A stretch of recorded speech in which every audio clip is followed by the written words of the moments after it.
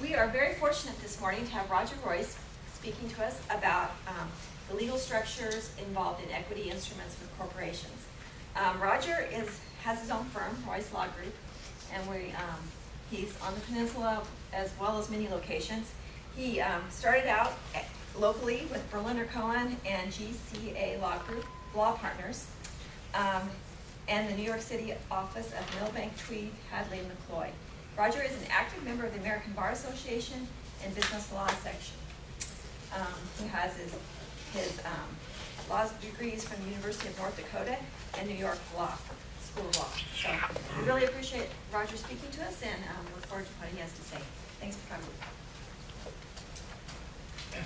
Thank you, Carol, and I'd also like to thank Abbott Stern and Lynch for hosting us here today. So the material that we're going to cover today are some fairly basic corporate, maybe not so basic corporate aspects of equity transactions, equity instruments. You have a set of slides, PowerPoint slides. You have the printed version. Take really good notes because I'm going to say a lot that's not on those slides. And I do have fairly extensive detailed outlines and materials that are going to be available on the website Royse University, which is not up yet because I'm still fighting with my art people over the logo. When it is, you'll be able to go there and download pretty much everything I'm going to tell you plus a lot more. And if you take a card, if you toss it in this jar right here, I'll send you a copy of that outline so I make sure that you've got it.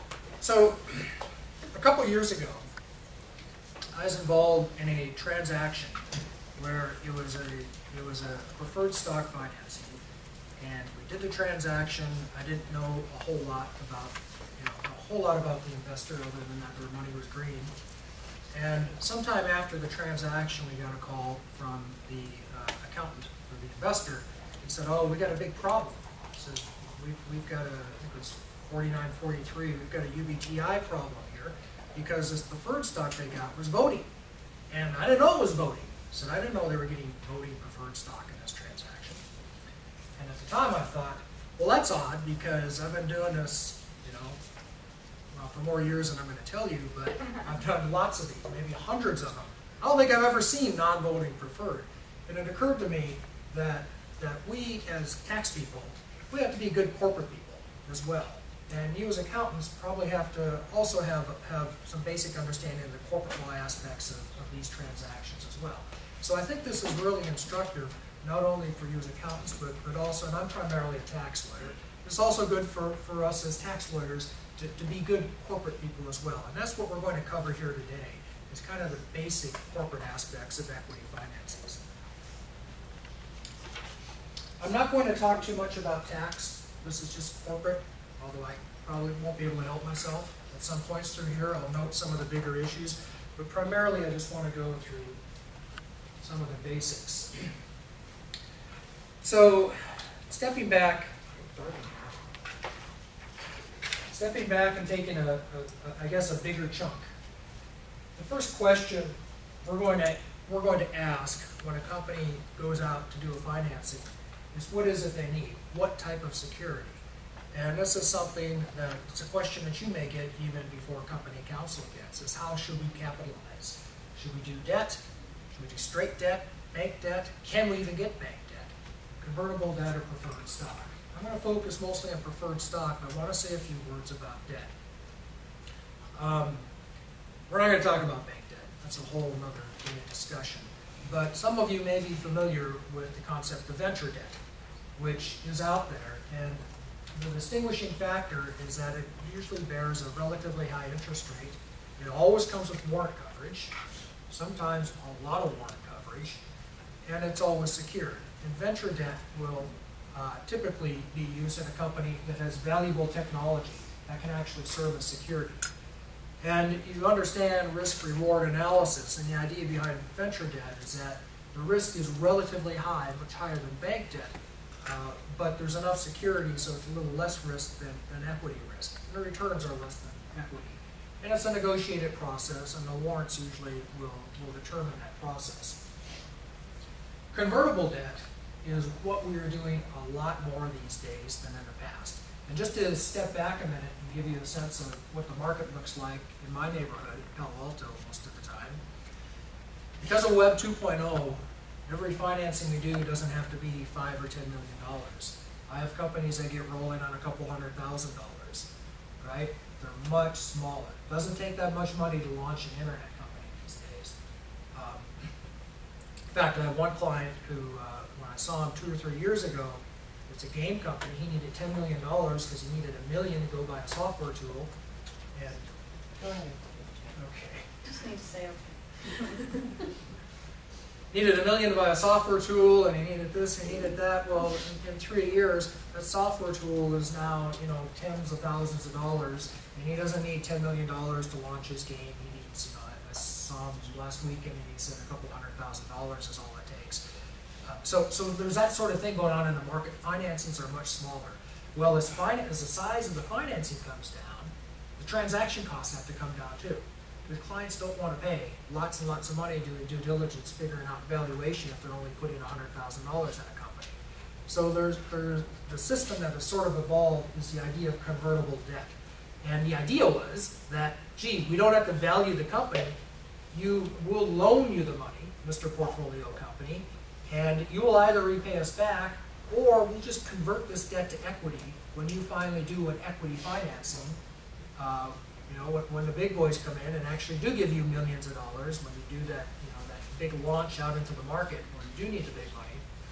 And at that point, we're going to have an institution, a professional investor value you. So we're going to feel pretty comfortable about that value.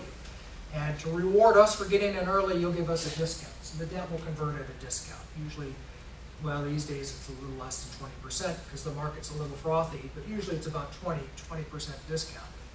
10 to 30 is the range, depending on where the market is. That's the model. Over the last couple of years, there's been an addition to that model, and that's a cap.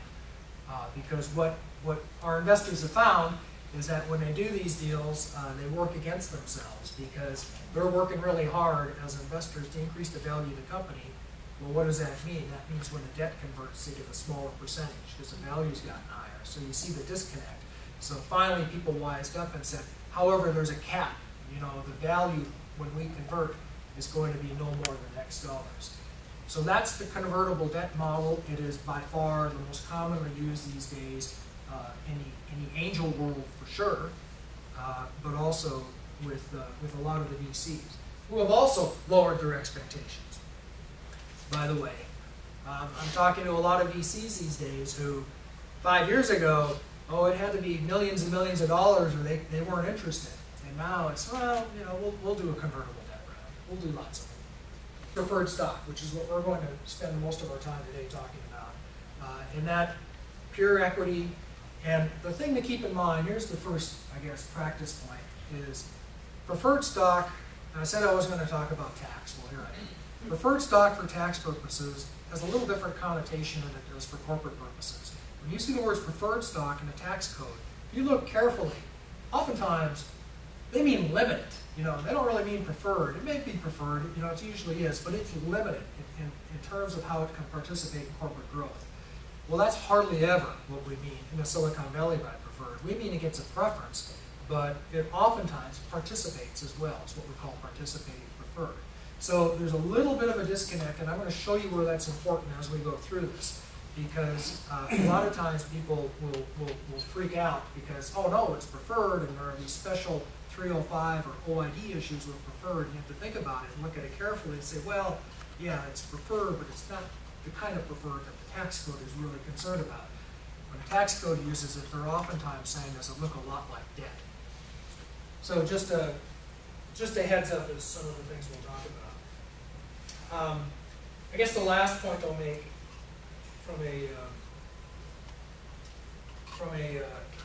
from a big chunk perspective, I guess, is the type of investors.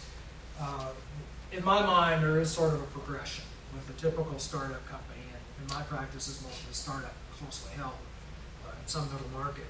But founders will put in a little bit of money to get things rolling, probably equity. You know, they're going to have to convert it later. If it's a lot of money, they might try to make it debt. You know, good luck with that. If you're lucky, they will have documented it. Most of the time they won't, so you can fight that battle later. Friends and fools come along. They'll do equity a lot of times. but hopefully not, because that's going to create securities issues most of the time, because they don't have a lot of money for securities compliance. The friends and family are not often accredited, so their money may go in as debt, usually as debt, and they don't have no way of valuing the company, so it'll be this convertible debt. And individual angels is who we move up to next, and that's really the affinity investors. You know, you wouldn't call them friends and family. They're putting in bigger chunks of money, but they just love your idea, they like your game, or they believe in the social media site or whatever. The next level are the angel groups. Much more of a formal process. These are institutions or groups. They have their committees, and they set up their organizations, and maybe you go and pitch to a bunch of them, like I've done. That again is probably going to be a convertible debt round, not always. And if you can get past them, then you're on to VCs. And that's a whole different discussion. And we're going to get into it. That's a much higher level of sophistication when you're doing a VC round. There are also private equity groups. Their terms tend to be a little more flexible, a little less market-driven. I shouldn't say less market-driven, let's just say it's a different market. Okay, sometimes they're more tax-sensitive than VCs. And finally, the private equity groups. Now, I want us to make one more overriding comment about financings. Angel groups tend to be a little more tax-sensitive. If you're dealing with angels, you might actually find people that are thinking about after-tax returns and aren't subject to all the restrictions that some of these institutional funds are. So you might end up financing these things as an LLC, in which case everything I'm telling you has to translate into LLC language. You might end up without having to worry about management rights letters and all the stuff we're going to talk about. Once you get to the VC level, however, those funds will almost always want to invest in a C corporation. And that's more than just a historical accident. It's because the fund documents, the organizing documents, and we do a lot of fund formation work, so I can tell you that the fund documents will usually prohibit the VC fund from investing in a pass-through entity. Or if they do it, they have to do it through blockers or corporations or something like that. And the reason why is because they likely have investors who are pension plans, so they want to avoid UBTI, unrelated business taxable income. And secondly, they may have investors who are foreigners. They want to avoid all the nasty withholding tax issues that you have. So almost always, we're in a C corporation environment when we're moving up the chain to institutional investment.